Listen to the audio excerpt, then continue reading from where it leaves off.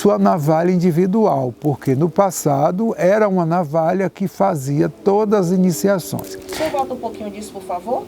O senhor fala que foi com uma Estela para São Paulo, aí eu queria que o senhor pegasse dessa parte. O nosso barco foi o primeiro barco. Pegue dessa parte, por favor. O nosso barco, em 1988, data de 26 de janeiro, foi o primeiro barco dentro do Afonjá, dentro do São Gonçalo do Ilhéus-Xelpó Afonjá, Bahia, foi o primeiro candomblé no qual os iaôs já entrava cada qual com sua navalha, por conta de evitar contaminação do soro HIV. Então, a ida de Mãe Estela para São Paulo foi justamente para fazer colocar essa decisão dela, né? Porque na época todo mundo achou que era um absurdo, porque perdia a sequência do axé e que perdia a corrente e tal. Então, eu saí com Mãe Estela para ir para São Paulo, né?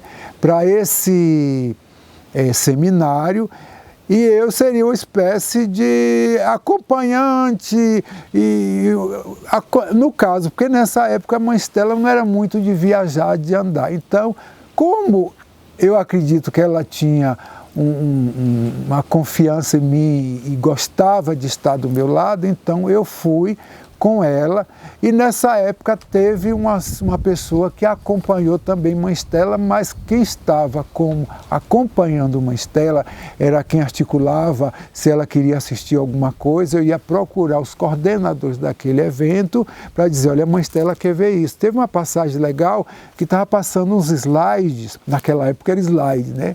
E Mãe Estela se interessou e ela ficou em pézinha ali. Eu disse, não, minha mãe de santo não vai ficar aqui em pé, não. Eu procurei quem era o coordenador daquela exposição. Eu disse, olha, Mãe Estela gostaria de assistir. Tem como conseguir? Não, aí na mesma hora as pessoas conseguiram a cadeira para Mãe Estela e de rebarba botaram uma cadeirinha para eu ficar sentado e a terceira pessoa. Então, que estava acompanhando Mãe Estela, que estava se aproximando do Afonjá nessa época. Então, eu fiquei nessa situação. Quando foi em dezembro desse mesmo ano, ou em janeiro, eu comecei a ir para São Paulo, né? Porque eu já tinha essa clientela em São Paulo. O que é que acontece? Então, eu continuei fazendo os meus trabalhos, alimentando os orixás com comida seca, porque nessa época eu não fazia iniciação de ninguém, eu não dava nenhum bori à cabeça de ninguém, porque no Afonjá existe uma regra que você só pode fazer determinadas cerimônias após a obrigação de 7 anos. E eu seguia isso muito rigorosamente. Então, as pessoas iam me procurar para fazer orixá, eu dizia, eu não posso porque eu sou iaô. Nessa história, eu acabei dando um tiro no meu pé, porque as pessoas que estavam todas se aproximando de mim na intenção de fazer o santo com o filho do Afonjá, uma pessoa séria, responsável, eu dizia que não podia e as pessoas estavam com seus problemas, ela não ia esperar 7 anos. E nisso foram embora todas as pessoas que seriam os meus filhos de santo, né? Então, quanto tempo o senhor ficou no Afonjá? Desde o dia que o senhor entrou para fazer a iniciação até o momento que o senhor sai para ter a sua casa? Quantos anos passa isso? Não, olha, veja bem, essa trajetória minha de iaô até eu fazer o santo, ou fazer os 14 anos para fazer os meus iaôs, eu não saí do Afonjá. Eu estava em São Paulo, com pouco recurso, eu vinha, eu trazia o bi para vender, para poder inteirar a passagem, mas eu vinha religiosamente para as festas. Eu largava a casa, que eu morava em São Paulo, vinha, ficava das águas de Oxalá até o presente. Então, em momento algum, festa de Oxóssi, eu vinha, festa de Xangô, então a minha vida era São Paulo, Salvador, Salvador, São Paulo. E vinha de ônibus, né? Foi situações muito doidas, porque o ônibus quebrava no meio do caminho, ficava, em vez de ser 32 horas, ficava até 45 horas. E, como eu disse, quando eu ia para São Paulo, para ajudar nas passagens, eu levava muitas folhas de acocô para trocar por outras coisas lá em São Paulo. Quanto tempo o senhor passa nesse processo entre São Paulo e Salvador? Qual o senhor tem assim uma... Tenho. Veja bem, nessa trajetória até o Iaô, eu fiquei, meu Deus, fiquei em São Paulo 9 anos, indo e voltando. Aí eu comecei a me desestabilizar em São Paulo, né? Eu comecei a ficar meio fora, comecei a perder como é que eu diria, e fiquei inseguro em São Paulo, fiquei com medo de assalto e tal, e aí eu voltei, vim conversar com uma Estela, disse, Mãe Estela, está acontecendo isso, ela disse, meu filho, venha, porque no momento a Oxóssi não quer que você fique em São Paulo. Então eu vim para aqui, uma amiga minha me ofertou um apartamento, só que entre eu ir em São Paulo e voltar, essa amiga minha casou-se e acabou eu tendo que dividir o apartamento que eu ia ficar sozinho com ela e com quem ela estava casada. Aí não deu certo e tal, eu acabei comprando um apartamento da UBS, né? Que era lá em Cajazeira 11, comprei esse apartamento, desse apartamento comprei uma chácara aqui em Simões Filho, e de uma hora para outra o caminho começou a dar problema, eu fiz a casa de Exu, perguntei a Exu se ele estava feliz, ele disse que estava, mas eu perguntei a ele se ele ia ajudar eu ficar naquele lugar, ele dizia que não, e eu insistindo e acabei me aborrecendo com o Exu e deixei Exu quieto lá e tal, só que eu fui em São Paulo atender um cliente, quando eu voltei tinha havido 2 homicidas em frente à minha chácara. Então eu interpretei aquilo e que tinha interessante, tinham colocado 2 cruzes no lugar, né? Eu disse, bom, isso aqui não é lugar para mim e tal. Aí eu fui perguntar a Exu, você quer voltar para São Paulo? Quero. Então eu voltei para São Paulo, lá em São Paulo eu atendi um empresário e no jogo saiu que ele ia ter um determinado problema, mas ele era cético, ele não acreditava, e tal, não sei o que, obrigado e tal. 24 horas depois o homem me liga desesperado, olha, desesperado. Geraldo, aconteceu isso, me ajude, meu irmão. E aí, através do meu conhecimento e dos ebós, eu consegui ajudar esse empresário e ele me deu uma casa para eu morar sem custo nenhum na freguesia do Ó, na rua 7 Barras, em São Paulo. Então, nessa casa eu fiquei 19 anos. Nesses 19 anos, eu completei a minha época de fazer orixá. Os meus filhos de santo. Tanto é que em São Paulo, eu iniciei meus iaôs, na realidade, o primeiro bori que eu dei, eu estava com 8 anos e 6 meses. Porque eu seguia a regra tal. Como eu não tinha filhos de santo para fazer bori, então só houve a necessidade de eu fazer um bori com 8 anos e 6 meses. Por quê? Por conta de eu ter dito que os clientes que eu tinha, que era para ser filho de santo, foram embora, eu só ficava atendendo empresários, consultando e orientando. Então, foi feito o seguinte, foi formado o meu primeiro barco, que era uma pessoa de Oxalá. O que é que aconteceu? Essa pessoa estava com muitos problemas, precisava fazer orixá. E diga-se de passagem, filha de espanhol, não entendia nada de candomblé, tudo bem. Aí foi formado esse barco, e aí, de repente, aparece uma outra pessoa para fazer orixá, uma menina de Oxum. Em seguida, minha irmã aqui na Bahia começou a ter problemas. Resumindo, foi formado um barco de 3 iaô, um Oxalá e 2 Oxum. Eu vim para Salvador por determinação de Oxóssi participar a Afonjá e a Mãe Estela e a toda a comunidade.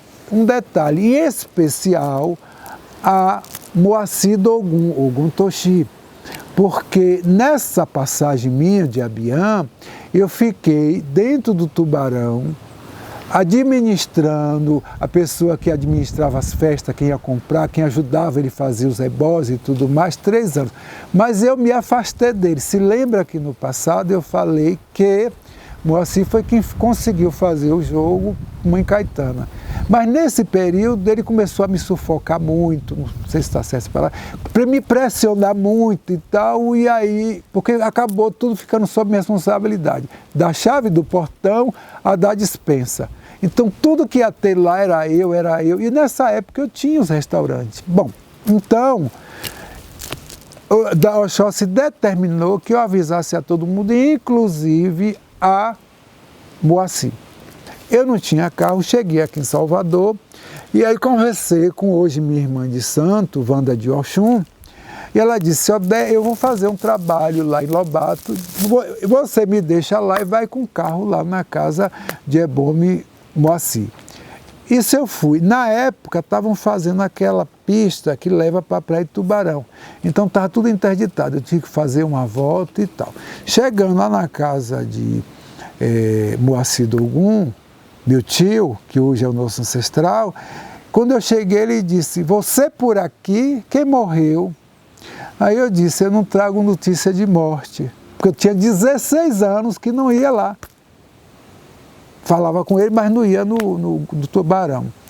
Aí eu disse, eu trouxe notícia de vida, eu vim participar o senhor aqui, que o Oxóssi determinou, que eu vou botar um barco. Ele, não, pare, venha falar com Ogum. E aí eu me prostei no pé de Ogum, ele da porta escutando, Ogum, meu pai, eu vim avisar o senhor e tal, que vai ter um barco de Aô, um Oxalá e 2 Oxum, tan. Aí ele disse assim, que dia é hoje? Eu disse, terça-feira. Terça-feira eu abri a casa de Xangô, então Xangô estava ali esperando. Vá bater o peito para Xangô. Eu fui, fiquei lá um pouquinho, ele estava recebendo, quem estava lá com ele foi hoje a falecida Ebome Lila de Oxum, que era a filha de santo dele. Ele conversando com ela, acertando alguma coisa, aí eu me disse, tá na hora de eu tocar minha viola e enfiar no saco. Aí eu disse, eu já estou indo. Ele parou e disse assim, olhe, vá sem medo, é um bochecho d'água. Eu tomei a benção e fui-me embora. Os meus iaôs entraram dia 30 de abril de oh meu Deus, elas estão com 19 anos, seria com que ano foi? Peraí, eu tenho que fazer essa conta aqui. 30 de abril, estão com 19 anos, 19 menos 21, 2 anos, 2002. Pronto, repete do início. Eu tomei a benção a ele e ele me disse, vá sem medo, é um bochecho d'água, qualquer coisa eu estou aqui. Só que nessa época ele já estava com muitos problemas de saúde. Então, o Ziaô entrou em 30 de abril. Quando foi 16 de maio, eu liguei para ele, dando o retorno dos orixás, o nome que a Ziaô tem, e aí ele disse que Ogum lhe abençoe e que você cresça muito. Bom, aí eu fiquei lá, quando foi 18 de junho, chega a notícia que ele veio a óbito. Então, eu hoje lido com essa energia de Ogum Toshi, de Moacir, com muita verdade, com muito respeito e com muito respeito ao meu ori, à minha cabeça. Porque imagina só, se eu fosse uma pessoa rebelde e não fosse lá, fui lá, vou lá nada fazer da satisfação. Eu fui humildemente, ele me abençoou e disse que podia contar com ele. E isso eu percebo que eu estou contando com ele sempre, porque havia esse compromisso. Eu não fiz o santo com ele, mas ele me tinha como filho dele. Bom, então aconteceu essa coisaiada toda, ele veio a óbito e dessa data em diante a minha vida em São Paulo virou de ponta cabeça. Desestabilizou tudo, eu comecei a ficar doente, e aí vai uma coisa, vai outra, procurei informações de outras pessoas, disseram que tinha um espírito muito no meu caminho, de um ancestral, mas eu não imaginava que era ele. Chegando aqui, no ano seguinte, em que ia ser apresentado a pessoa que ia ficar à frente da casa dele, eu estava com muitos problemas de saúde, procurei José Félix, neto de mestre Didi. Eu disse, Zé, faça um OCE para mim, que a minha situação não está fácil. Aí ele disse, tá bom, Pai Gerardo.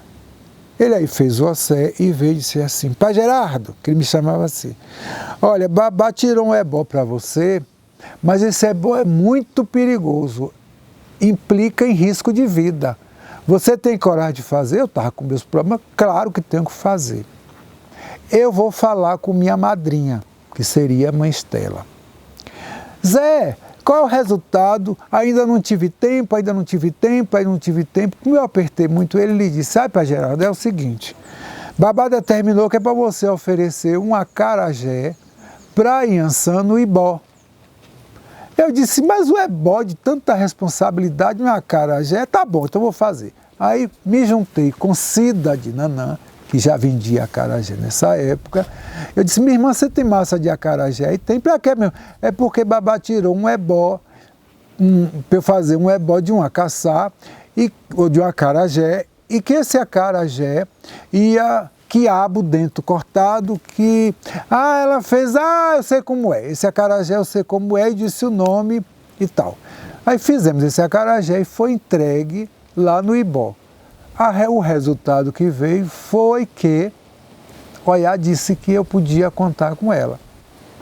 Passou, voltei para São Paulo, mas minha vida desparafusou, e vai de um lado, vai do outro e tal. Resumindo, voltei para a Bahia e chegando aqui, mãe Estela me disse, meu filho, você pode contar com sua velha. E realmente ela tentou muito me ajudar, muito, fez de tudo. Sem falar que quando eu estava em São Paulo e Iaú, ela jogava aqui em Salvador para as pessoas de São Paulo e mandava me procurar. Bom, e aí vai de um lado, vai do outro. Eu aí fui procurar, conversei com Jorge Ocambabá. Eu disse a ele, Jorge, eu estou precisando fazer um OCE para saber o que é que está acontecendo, se minha vida está embaraçada, se é meu babá da ilha. Aí ele disse, aproveite que está tendo a xexê de Jorgette, a Iaquequerê do Afonjá. O pessoal está com tudo aí, peça para fazer um OCE. Aí foi feito um OCE, sob a responsabilidade de Wellington, de Ogum, e ele disse, olha, babá mandou dizer que não é que você vai ter que oferecer uns galos para babá, para a sua situação clarear o caminho. Eu aí providenciei tudo, fui. Quando foi de noite, eu fui para o terreiro de babá, e o babá saiu e disse o seguinte, que estava tudo bem, que estava tudo satisfeito, que estava tudo tranquilo. Bom,